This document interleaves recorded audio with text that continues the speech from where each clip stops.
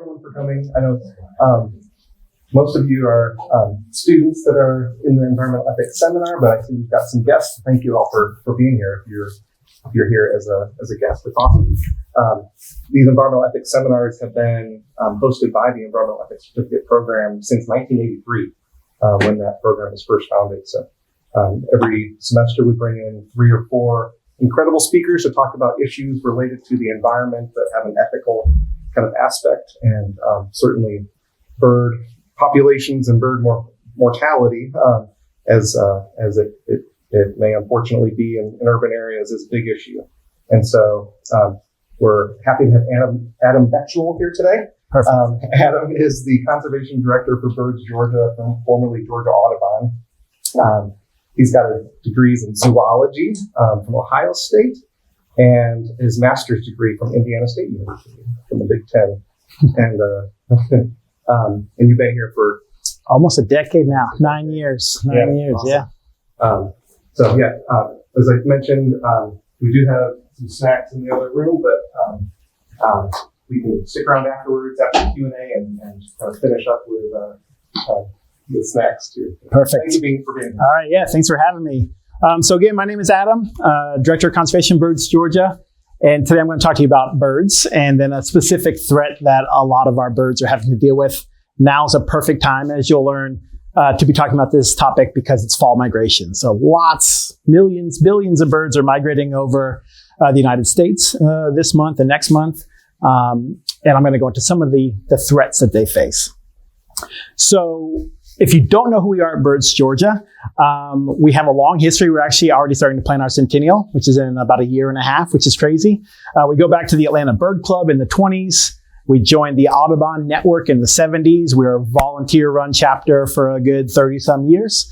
Then we were Atlanta Audubon, which is where I started when I was hired here. Then we rebranded to Georgia Audubon and went statewide. And then we just rebranded again, dropping the Audubon name to become Birds Georgia. So hopefully that's my last name change that I need to talk about for as long as I'm here. But we're a membership-driven organization trying to build places where birds and people thrive. And we do our work through education, community engagement, and then my pillar of the organization, which is conservation. And so you're into environmental ethics, but maybe you don't care about birds. Why do I care about birds? Why should you care about birds? Why do they matter? What's going on with this eastern screech owl from right in the middle of Atlanta at Piedmont Park? Birds inspire us. You know, they can fly. Birds are culturally important. They're religiously important. They're super unique. These birds, if you don't know, really crazy bird called a roseate spoonbill, common on our coast, pretty challenging to get inland. This is the fastest animal on the planet, peregrine falcon, well over 200 miles per hour. So they have all sorts of different inspirational qualities to them. They provide countless eco-services. And by that, I mean, they play various roles within the environment that we need them to carry out. Dispersing seeds, pollinating. There are cleaning crews, eating dead things out in the woods, pest control, all sorts of things that's going on, like this beautiful yellow-billed cuckoo that might come and eat caterpillars off of a tree. They're just beautiful. They're really cool birds. I was telling Alfie right before this, I was meeting with a different UGA professor talking about this spectacular bird, a painted bunting, another bird that we can find kind of in the coastal plain to the coast here on Georgia. So it's hard to not like them and find value just, either they're showy and beautiful or maybe a bit more drab, but still special. They're ever present. So if you all are into the environment, if you want to go out and look for a bobcat right now, good luck. It might take you weeks. I bet if we stopped talking and walked on campus, I could probably find 20 species of birds in the next 20 minutes with little effort. So they're around, and they're a great way to connect to our environment and to the wild world out there. They also have great diversity. The number keeps going up because of genetic studies, but we're somewhere around 11,000 species of birds on the planet. There used to be 10,000, but we're learning more and more. I always love showing this photo, and I also joke there are 7 different shorebird species here. So I'll quiz you at the end, see which ones you can pick out. Even really good bird watchers, would get really nervous looking at a picture like that. But this is from St. Simon's Island. And if you don't care about all that, if you don't think they're that pretty, you're an atheist or whatever it might be, you don't care about them eating dead things on the road, they mean business. There are tens of millions of people like me in our country that are bird watchers, and we contribute billions of dollars to the economy, whether that is buying binoculars, bird books, going on trips, putting up feeders. This is me with a group down on Cumberland Island, specifically looking at birds. So they're important for that reason as well. So environmentally important, economically important, spiritually important. The problem is, and the reason I have a job as a conservation director, is birds are in trouble. This was a big paper that came out in late 2019 that showed we'd lost 3 billion birds in the past 50 years. The problem is this number can be a bit confusing, so I'm going to try to explain it real quick. In 1970, the best of our estimates, there were 10 billion breeding birds in the United States. As of 2010-ish, we're down to 7 billion birds breeding. So of course, annually there are ups and downs. I'm going to quote some numbers of annual bird loss due to certain causes. So again, there's ups and downs, but the trend line is going down in a very alarming rate. We know this from long-term data sets like the Christmas bird count, which we're now in the 125th year of the Christmas bird count. Breeding bird surveys, which are North American collaborative effort looking at those populations. So we have great long-term data to support this claim. And in less than a lifetime, we're seeing some really dramatic decreases in our bird life. And if you really want to get depressed and look at this paper, you'll see that a lot of these losses, they're not super rare birds or not those that are right on the razor's edge of a certain habitat. It's our common stuff. It is the rare stuff.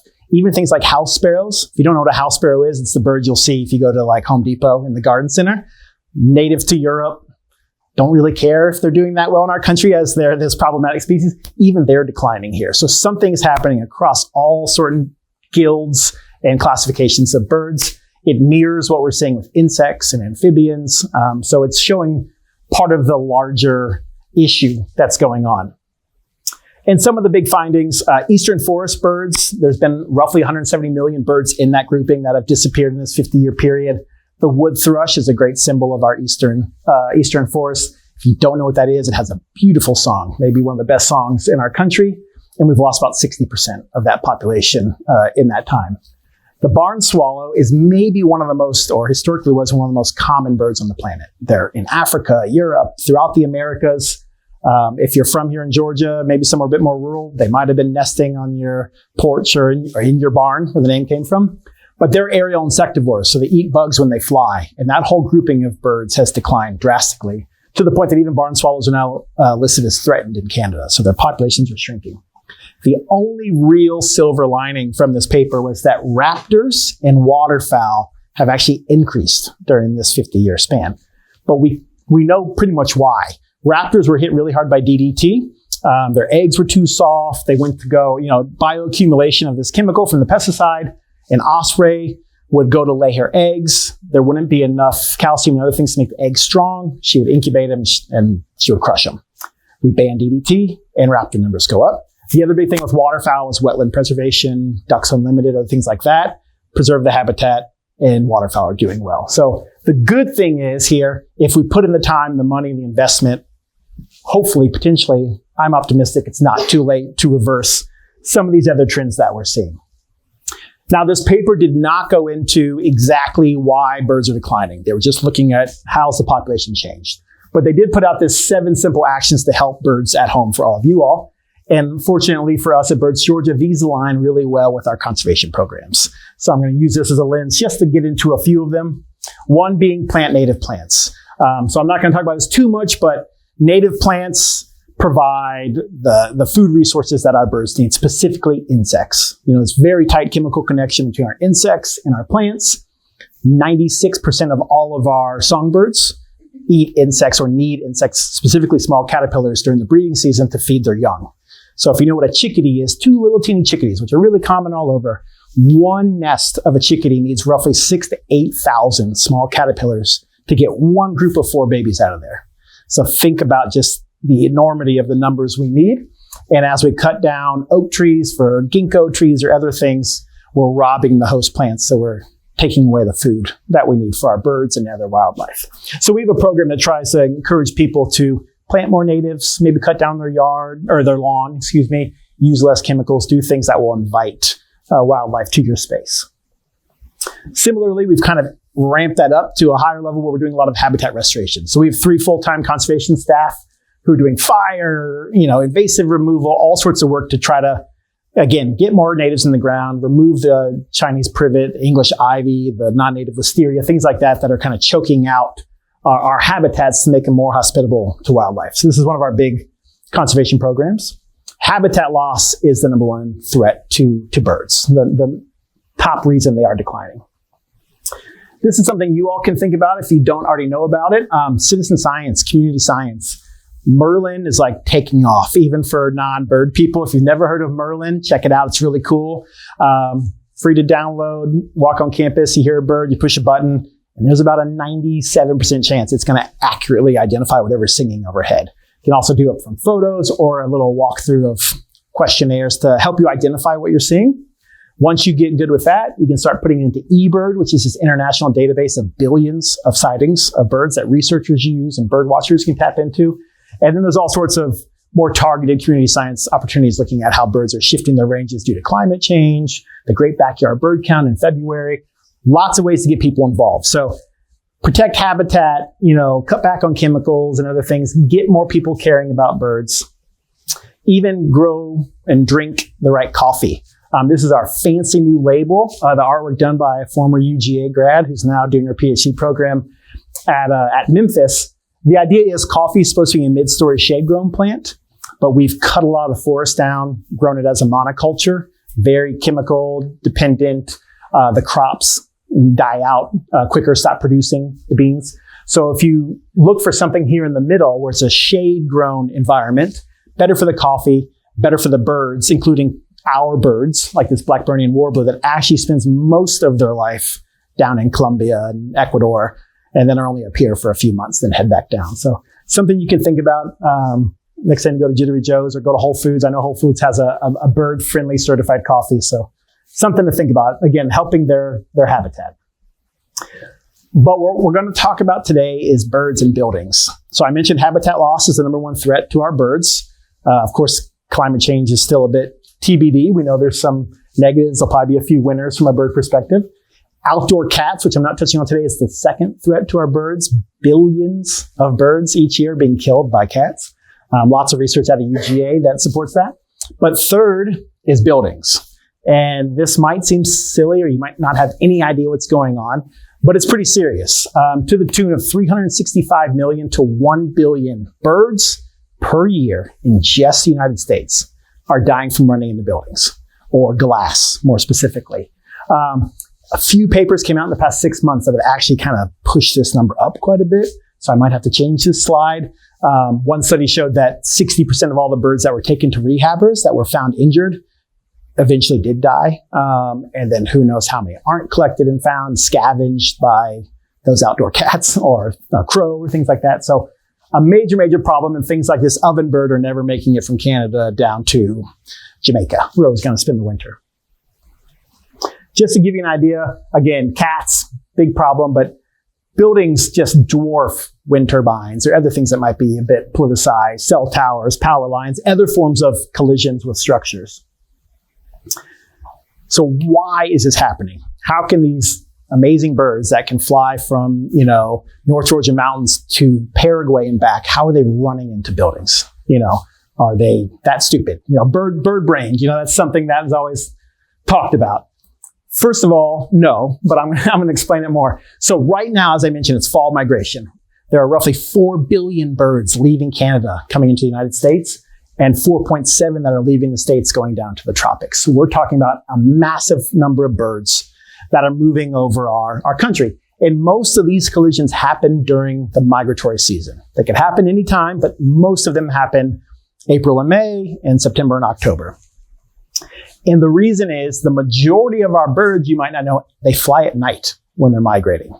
So those beautiful songbirds that you see, herons, all sorts of different birds take off just after sunset, and they migrate at night. They use the stars and the setting sun as one of their navigational beacons, calmer air, less hawks, all sorts of reasons that they do so. But the problem is, as you can kind of see from this map, we put a lot of light out into the environment now. So this is a kind of a heat map. The brighter the white pink, the more ambient light at night or light pollution that's there. And I always equate it to a moth to your front porch light during the summer. It's just banging off that light bulb that's out there. Birds struggle with light, and there's just an overwhelming amount of evidence that shows they are confused and even attracted to bright light. So a bird's coming over the Appalachians, comes into Atlanta, sees all that light, and it goes right into the urban area where they're much more likely to have some negative outcome.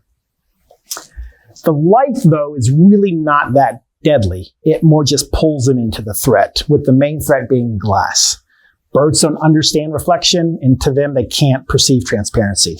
So if a bird's here, it's looking down, it just looks like twice as much forest. And so it's like, oh, great, what a perfect spot, I'm going. Or this building is in New York City, there's nothing that lush for probably blocks and blocks and blocks. So that little ovenbird lands, looks around, oh my gosh, look at all that greenery. Not to anthropomorphize too much, but then smacks right into the glass that's there. So before you get too down on my birds, you can spend all sorts of time on Instagram or YouTube watching people run into glass. We're not very good with it either. We just understand glass a bit better. You cannot see the glass, but you know it's there from the framing of the architecture. Even in this one, I love this photo because there's even a little line of dots right here at eye level, probably to stop us from running into it. I actually was just looking at an Instagram story yesterday of someone running into glass. I was like, oh, I should clip that and put it in here. So we know the cues. But if I give you this view and I say, are you looking out a window? Are you just standing in a field? Are you looking at a really reflective surface? I take away those clues, it becomes a lot trickier for us to try to figure out what's going on. But if I give you that, you're like, oh, that's a reflection. It's okay. But again, for a bird, it can't make that distinction. So broadly speaking, birds don't understand architecture. They don't understand buildings. They've been doing these migratory routes for generations and generations, and we've had this great proliferation of glass in a relatively short period of time. So before we go into all that stuff more, we're going to do a little bit with the light. So this is actually kind of a sky glow artificial light from Cumberland Island. So Cumberland Island you think is pretty dark, and it is somewhat dark, but it's still, I think, over 2 times brighter at night than it would be. The dark skies, beautiful spot we have in Georgia is the Okefenokee Swamp, which if you haven't done like camping, it's incredible. But all these areas are pretty bright, even these ones that are, barrier islands and pretty far off. There's part of the Chattahoochee River National Recreation Area in Atlanta, Island Ford. It's a very popular unit. It's 17 times brighter than the night sky should be. So to kind of illustrate this, I'm going to cherry pick a really dramatic example, but I think it'll drive the point home. This is the Tribune lights in New York City. They turn on the 2 beams where the Twin Towers used to be. Unfortunately for birds, September 11th is right in the middle of fall migration. It's right when they're starting to leave the very lush, bird-rich northern forests of Canada and Adirondacks and those areas. And so when they come down over New York City and those lights are on, it's a bad recipe for them. So here's a video from a partner of ours, a professor at Colorado State. And so it's going to come into focus, and you're going to see all these little small things moving around. And understandably, they look like moths or small insects, but these are actually birds. These are birds that are trapped in these beams of light. They don't know what to do. They're confused, and they're just swirling and swirling and swirling. And this is problematic for many reasons. They're going to be tired and land in the middle of New York City, which could be a problem. Birds can't be fat. They got to fly, they have hollow bones. A lot of these birds will build up fat before they migrate, and then they'll burn it all off. So they have to be extremely efficient with their energy usage. And so even if they don't run into a building here, this is costly. They're just wasting all sorts of stuff. I always joke that I'm terrified there's going to be some horrendous, YouTube ad every time that I play a YouTube video, but let's see here. So far, so good. Yeah. Nothing in my personal search history I'm worried about, but just who knows. So this is now almost a decade old. This was some research that was done at the Tribune Lights. So just to show you the point, this is 2015. The lights are off at 10:12 p.m. And within a half kilometer squared around the light source, or where the light will come from, there's roughly 500 birds. Just 20 minutes later with the lights on, it's 16,000.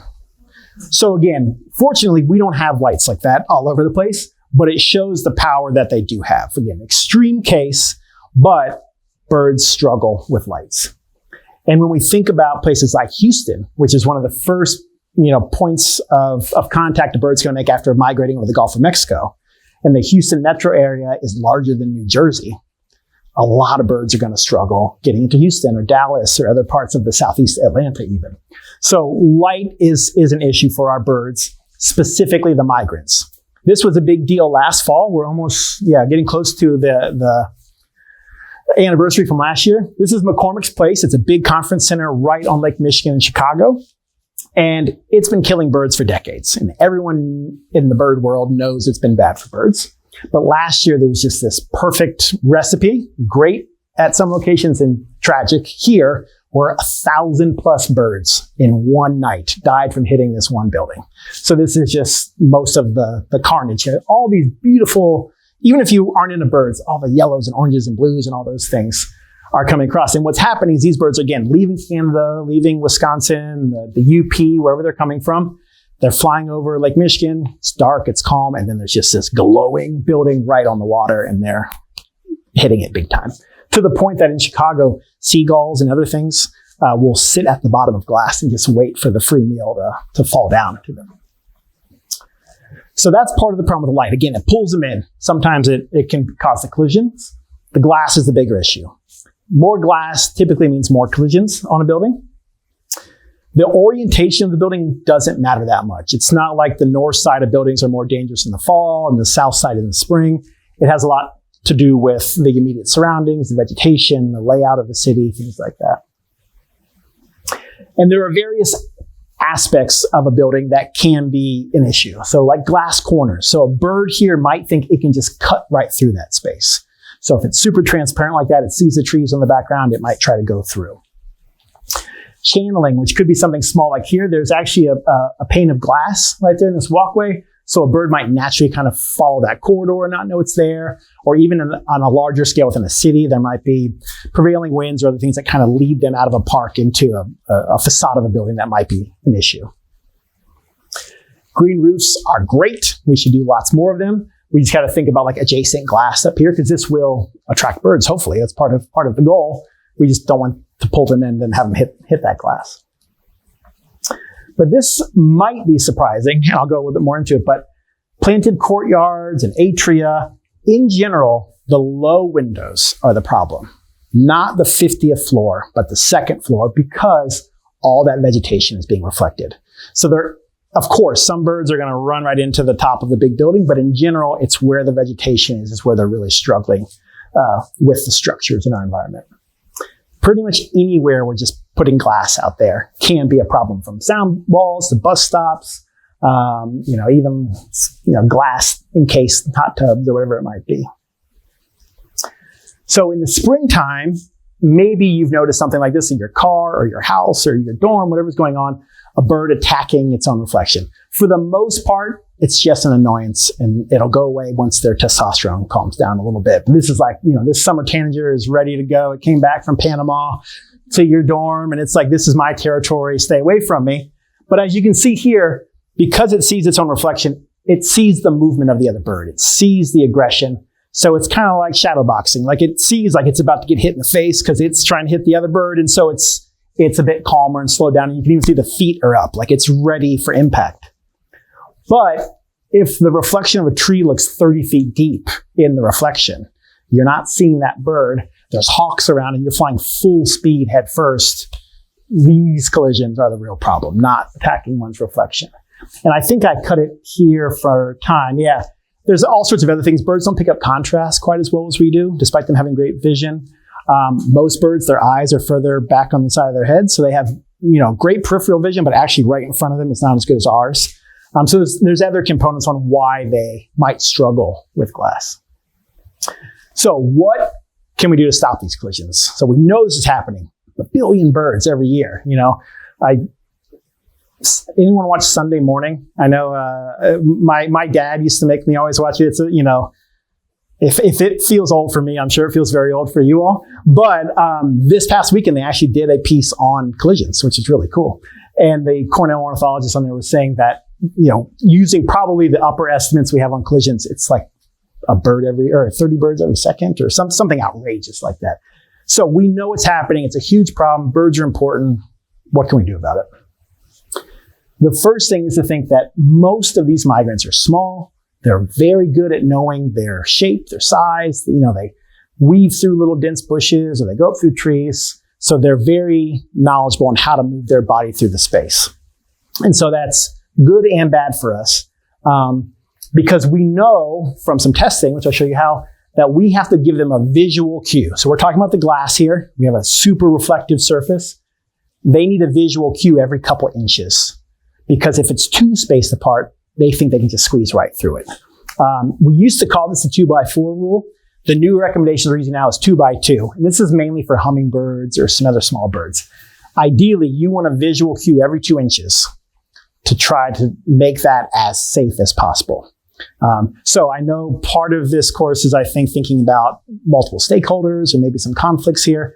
So maybe you can already think, I'm not putting a dot every 2 inches on my window, or, hey, my uncle is a developer. There's no way he's going to buy a 2x2 dot on his window. So I'm going to try to convince you otherwise, but that's a real concern with this issue. How do we know 2x2 is effective? This is Powder Mill Research Station, and this is one of their flight tunnels. There's one here, there's one in Europe. American Bird Conservancy in New York is trying to get one built as well. What they're doing here is they're catching birds for various research purposes, banding them, giving them little bracelets. But before they let them go, they make many of them fly in this little Y maze. And so what it looks like is on the other end, so on that end down there, you have these 2 panes of glass. One is a transparent, untreated, and the other one has some sort of marker that they can test. So these are these horizontal lines, if you can see. They let the birds go. The birds naturally go to light, and they try to see how many of the birds are, in theory, avoiding the treatment and going to the untreated glass. There is a mist net there. These birds are not being sacrificed. They're getting caught in a net one more time, then they're let go for good. But from this, we have learned about spacing and certain products that are helpful at reducing these collisions or are more visible to the birds. So again, that contrast that I mentioned is really important. So this isn't the best photo, but maybe you can see there's some black tape here on the outside and on the inside. You probably can't even see the black on the inside. Here's the white, inside, outside, inside, outside. So you need that pop. You need the contrast that the white tape is providing, for example. And pretty much everything that's effective now needs to be on what we call surface 1. It has to be on the outside. Because if you have something like blinds or curtains, things that you might think are helpful, if the glazing, if the reflection of the glass is too strong, it just drowns out whatever signal that might give to the birds. So things are being worked on all the time, but in general, on the outside, every couple inches apart is what we need to do to glass to make it safer for birds. So now we know the answer. One of the answers, what are we doing about it? What can be done? This is what I'm hoping to do more in Georgia. We got a long way to go. Ordinances, building design recommendations, things like that can make our buildings safer for birds. So there are more and more cities that are going for legislation and ordinances. A lot of them are where you might imagine they'd be. They're in the Pacific Northwest in California. They're in the Northeast. Canada has a nationwide standard.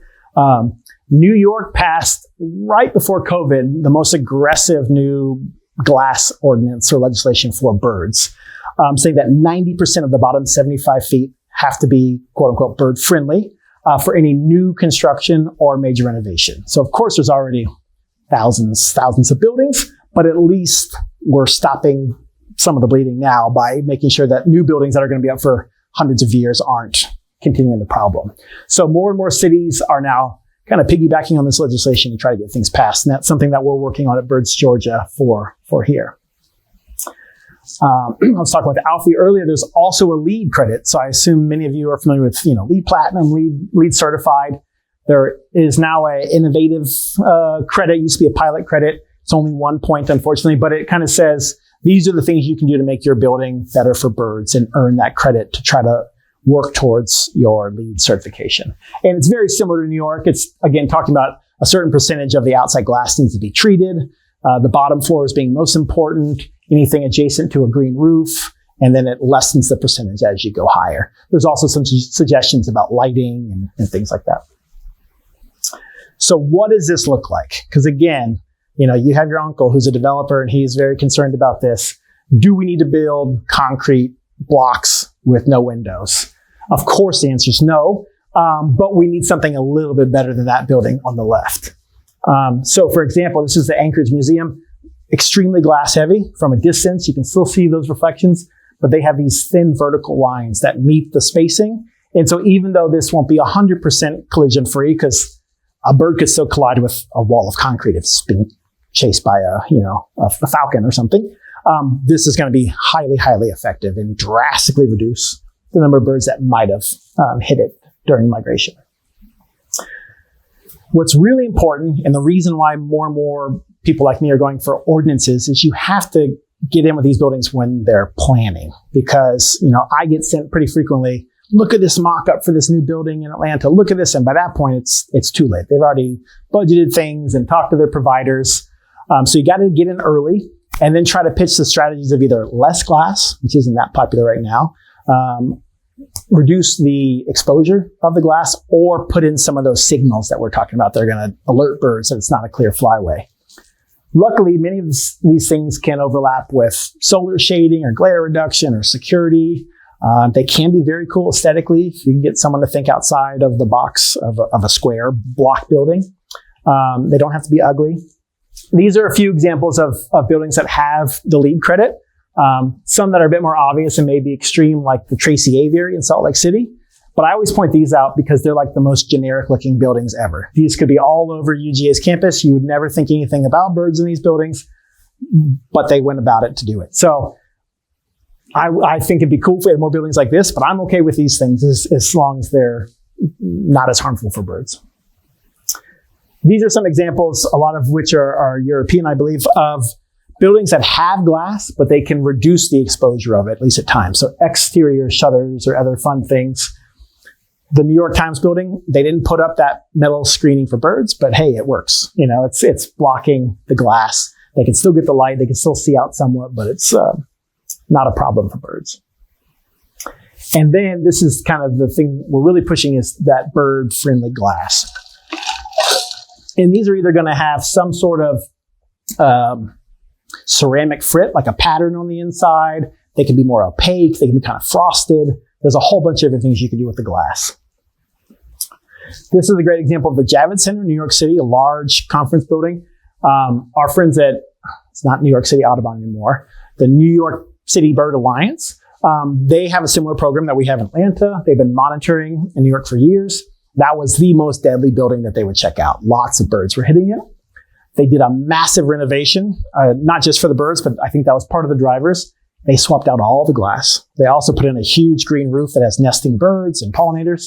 They've had a 90+% decrease in the number of birds they're finding when they put in this glass with these little teeny dots on them, which I'm going to show you later.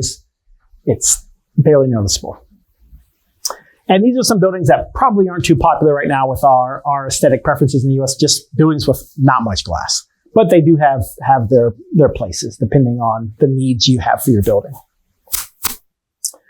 And then this is something that is really cool, but still needs a little bit more research. Many birds can see in the UV spectrum, and we cannot perceive the UV spectrum. So there are more glasses now that have a pattern in them that a bird can see that we cannot. So to us, it looks like this, and to a bird, in theory, it looks something like that. The only problem is we're learning that not all birds have as advanced UV vision as some others. So thinking of like a blue jay, they might really key in on the UV, and they probably glow in certain areas. Little pockets is how they show off for their mates.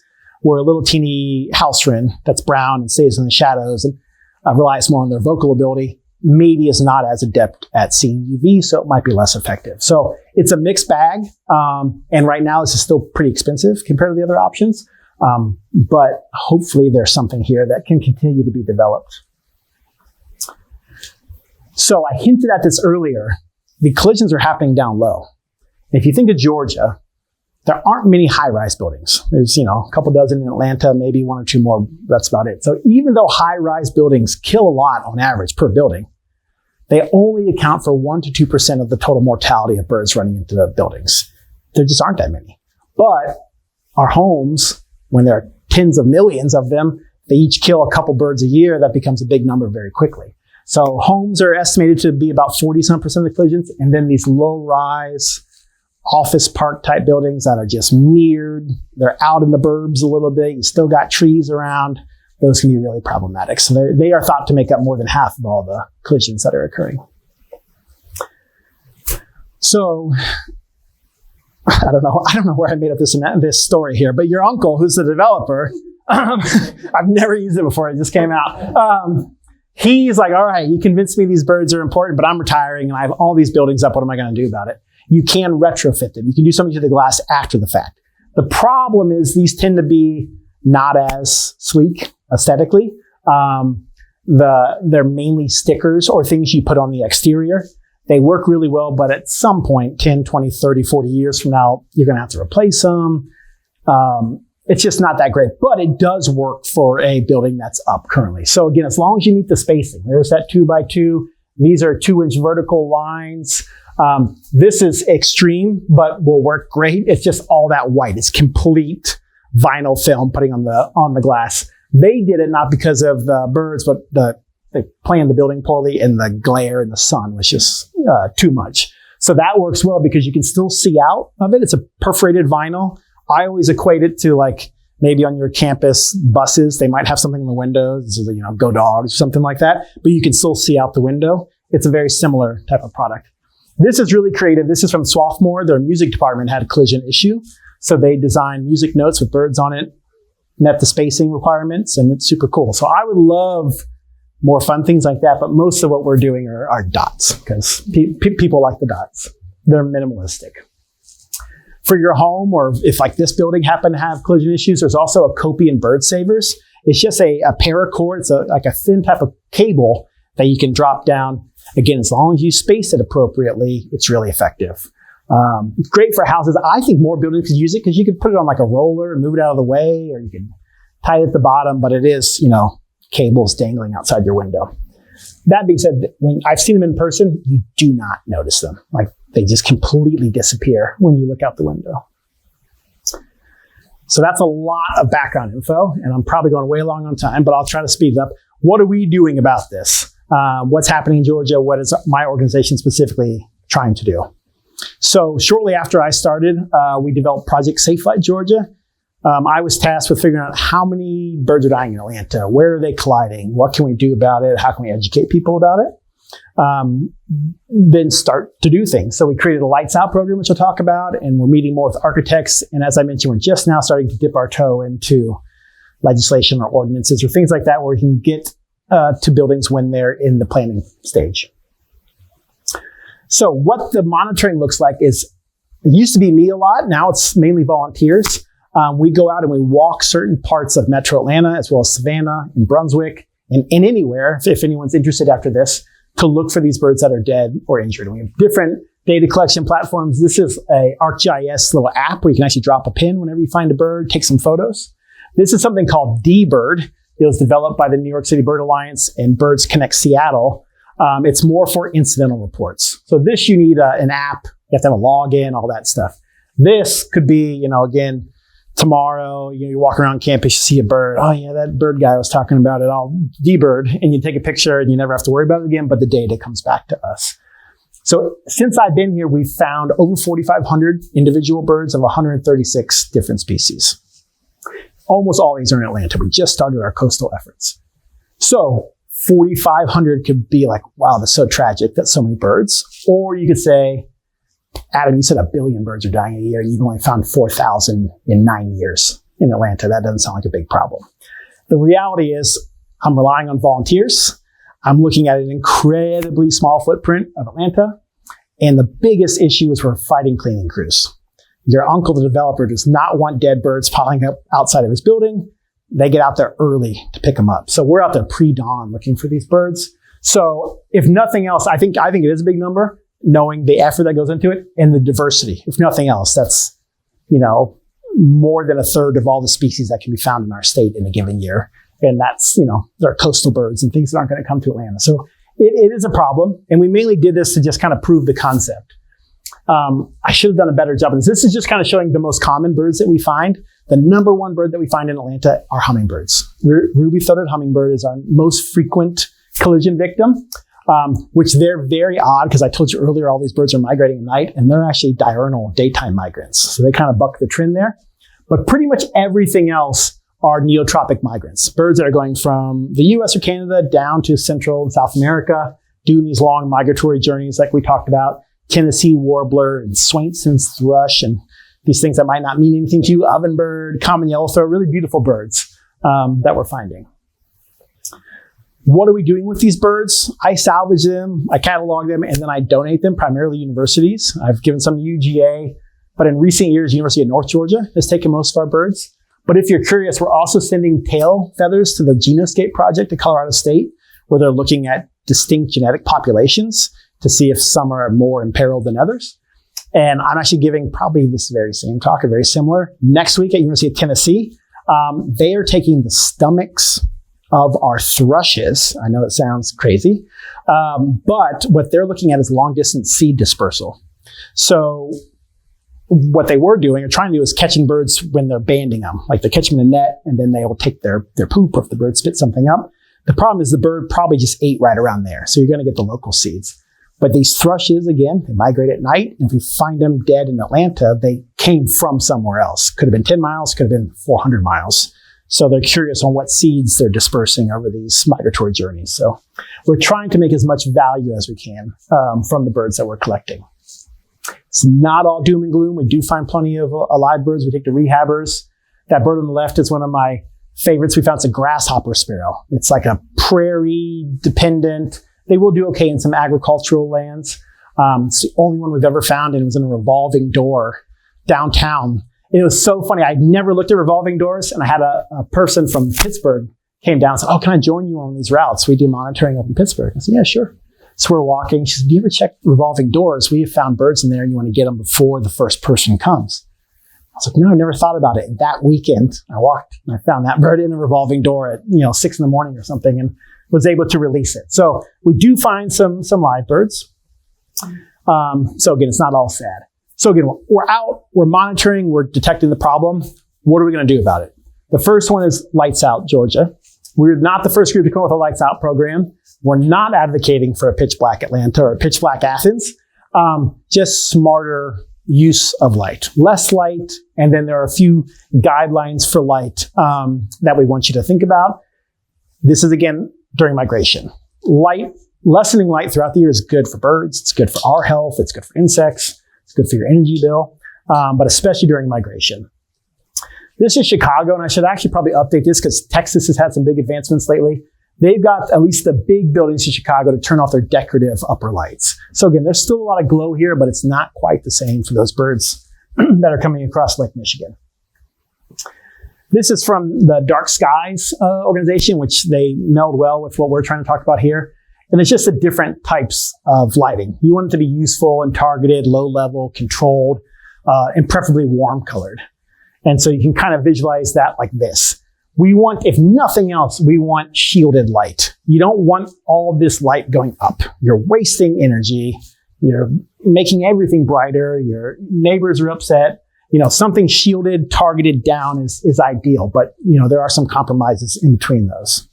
So, no issues with safety. You can still see where you're going. Tucson has all these, they're like a dark sky city. It's really impressive. Not to mention there's all sorts of data showing that actually more light doesn't make it more safe. Quite the opposite. When we think about this light issue, this is from, again, our collaborator, Kyle Horton at Colorado State. They ranked our major cities looking at the volume of birds that migrate over and how illuminated they are to come up with a variable on how likely light is negatively impacting migrants in those cities. And Atlanta was the 9th most dangerous city in the spring and 4th in the fall. We're not brighter in the fall, but many of our birds do kind of oval-shaped migrations. So we just have a lot more birds in Georgia in the fall. So we're a big city. In the top 3, again, Houston and Dallas are big for both seasons, and Chicago is up there as well. One slight tangent. How do we know this? How do we know that there's this many birds overhead? How do we know, that there's 4 billion birds flying out of Canada each year? I'll go through this quick, even though it's like the coolest thing ever. We learned about this from radar. It's from our NextRad weather radar systems. Decades ago, they realized they kept picking up all this noise, and then they realized it was actually birds that could be picked up with different frequencies. So if you think about our network of radar stations across the country, we have really great coverage, especially in the east. And what you get is something like this. You're looking at weather for the next UGA game. You know what the rain looks like. The white spots are the radar stations, the greens and yellows and reds are the storms passing through. But the circles of blue are birds that are pulsing by those areas. So to put this into motion, this is from spring years ago. Those pulses are after sunset when all those millions of birds are taking flight and moving north. So again, you can see the normal weather going, and then boom, it's the 28th. Here comes the 29th. These birds are moving like crazy. So with that, we can now quantify or at least estimate the number of birds that are moving over in on a certain night, what part of the country might have a lot that day versus a different day, and what can we do about it. Here's a more up-to-date, similar graphic. The red line is sunset, and then whoosh, big movement of birds in the central flyway that day. And then there goes sunrise, and the birds settle down, they eat, they rest. So again, the red line real quick is sunset, and then there you see the birds taking off to the north. So that can allow for these really cool things to be done. This was first done, I presume, as a bird watching tool. You can say, oh man, there's some pretty good migration in Indiana. I'm going to go birding that morning. If you live in Louisville, you're like, all right, it's going to be a great day. Birds are moving overhead. But we can also say, a lot of birds are coming. You should make sure that they're okay. You should do something about it. So we've worked on these things that are called lights out alerts. So again, I want you all to go home and turn off your lights for all the spring and fall migration. But if your uncle won't do it at his buildings I'm going to beat this thing into the ground for the entire spring and fall, maybe he'll do it for the key nights where birds are really moving. So we can now quantify that over 50% of all birds are going to migrate over a spot on 10 to 12 nights per season. So again, we want to try to save every bird we can. But if we can't get you to do it from mid-August to mid-November, will you do it on the 11 nights a year that look like this, which perfect for me. This is just coming up. I was like, let me see what the forecasts look like this weekend. We're going to have major bird movement this weekend. Lots and lots of birds.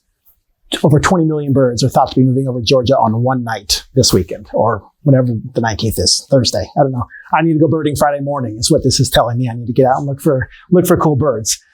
So we have worked on these lights out alerts to try to distribute notice of what's coming. The cool thing about those maps is what I just talked about. The downfall is it's a snapshot of where birds are 3 hours after sunset. It doesn't tell you where they're stopping. It just says they're flying overhead. So when these maps first started coming out, people were like, oh, like I said earlier, Louisville's popping with birds. And you go out and there's not a single bird around and you get really upset. It's because conditions were so good, they kept going. They actually probably stopped somewhere up in Chicago or Madison, Wisconsin or something. But this is something we've been working on, again, with the much smarter people than me out at Colorado State, where they're doing modeling to actually see where the birds are stopping. They can do more fine-tuned scanning using the radar and then making some predictions based on certain variables. So this is for fall. So right now, this is looking at 20 years of weather radar data and bird information. The darker the teal, the higher concentration or higher intensity of birds stopping in those areas. So you can see some areas that make a lot of sense. Okefenokee and the coast, maybe the Savannah River and pretty open, ag country, the Cumberland Plateau in Northwest Georgia, but then a lot of birds here. In over 70% of their models, the top predictor of where birds were stopping was light.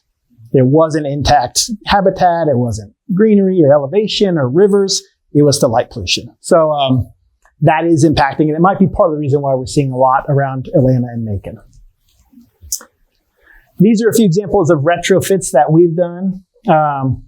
This is the Chattahoochee Nature Center in Atlanta. It's not going to play. It's pretty much just this guy putting up these dots. Again, it's that perforated vinyl. It's just cut into small circles. It's probably hard to tell from back there, but on the outside, it's white. On the inside, it's black. And we have these little dots. But hopefully with this photo, or even both of them, you really can't really see much. And as someone who's had this on their office windows, after like a day or two, you really don't notice it. This was back in the day when we had to do them strip by strip, which was not good. We've improved that since then. This is that white product I showed you earlier. It's called Kaleidoscape. you can get really creative with it. So this is a nature center up in Forsyth County, north of Atlanta, where they printed images and text. They did do some basic gray. So again, they wanted privacy. They wanted to educate. They wanted to be eye-catching. They didn't care about too much just shiny glass. I always regret that I didn't take this photo a little bit later, but the bottom one here has the film on it. So on the outside, this says stewardship. It's this window. It's just before they put the owl photo up. But you can see, hopefully, you can still see out. It does cut down on your natural light, but your view is great. It's just a little bit darker. But more and more of what we've been doing are these little sleek dots. Let's see if this, that won't play either. It's the same thing, but they're just putting up a whole sheet of this plastic and they peel off the backing. All that's left are the dots. So again, these are the 2x2 space dots. I think they're 1/4 of an inch or 1/8 of an inch. Very small, very sleek. This is Camp Jekyll. If you go down to the coast, you can check that out. But again, I've been here 9 years and we've been pretty good at getting grant funding. I've worked really hard and we've done maybe like a dozen of those buildings. It takes a lot of work. So again, we need the new buildings. And luckily we have a friend at the Candida Foundation, where we've been able to get some bird safe glass actually in new construction. So this is the Candida Building for Innovative Sustainable Design on your rival's campus, Georgia Tech's campus. But it uses this ceramic frit pattern, very similar to what I showed you with the Javits Center. So again, when you take, 3 steps away, it just looks a little bit less shiny than normal glass, but you really don't notice it. You see out, you see in. I gave a similar talk like this on Saturday.